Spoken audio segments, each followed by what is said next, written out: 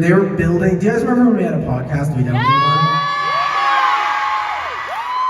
When we were doing the podcast, they were like building the set and they like drilled a. What happened? I don't know. No, they were. Yeah, you weren't home. You were not there. Okay, I was definitely present. I don't think you were. Okay, then tell the story. They were building they were like taking the thing at the bottom, the baseboard out of the wall, and the dude like nailed it in, and he didn't nail it in. Water started coming out of our No, but he burst the pipe, and we shut our main water source off in our house, but it ended up being the fire sprinkler thing. That doesn't. Do you remember? Sorry, I'm interrupting you. Do you remember when we lived and in Boston, and they pulled the washer and dryer machine out of the wall, and our entire basement flooded? I was a little kid, and I thought my life was ending. And my older brother was trying to tell me to watch Power Rangers and calm down, and I couldn't do it. I was like, I remember running outside and going up to a porch as a stranger. Poor lady, probably was so confused. I was like outside in my boxers at like 9 years old going, my house is filling with water, and me and my family are gonna die.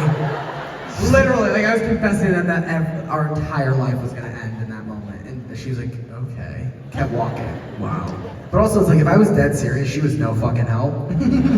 Walked right by me. I'm like, I'm here struggling, begging for I don't take anything a 9-year-old says to me unless there's evident proof on their body. Like, yeah, 9-year-olds are like, there's a dragon in my, yeah, you know what I mean? My bedroom. If you were like, oh, my house is flooding, my family's gonna die, and you were covered in water, I'd be like, oh, okay, maybe he needs some help. But if you're bone dry, I'm not worried. Not worried at all. Okay. Hot take, but whatever. Oh my god, remember when I got stretchered out of the building after having my first allergic reaction? I do remember that. And I have no clue what I'm allergic to this day, but in sophomore year Spanish class, I got literally put in a stretcher and wheeled out of the high school we went to, and when I was in the stretcher, my arms and legs were like strapped in because when they did the EpiPen is basically adrenaline. So my whole body was like trembling and shaking, and I had zero control over my physical malfunctions. I literally looked like when you're gonna delete an app. I'm like in the wheelchair, like literally. And I was sitting there shaking. My arms are strapped in, like I'm headed to the psych ward. And this kid that was on our hockey team waved goodbye to me. Like, I'm like, you're waving like you're saying, like, see you later, but you don't even know if that's true. Because I look like I'm going out. Look, my favorite part about that whole day is Mom texts me and Matt, walk home, Nick's in the hospital.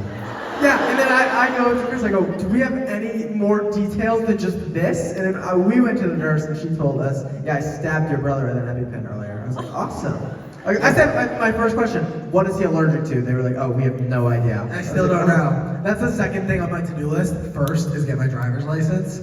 Second, figure out what I'm deathly allergic to with no clue. Then go to IHOP, number 3. IHOP with the stripper, incestuals, infidelity, fight battle, all wedding. that. Yeah, wedding. Amazing. I think we're good. I think we're done with our story time segment. Amazing. But that, us being done with our story time segment means that it's finally time for the big surprise.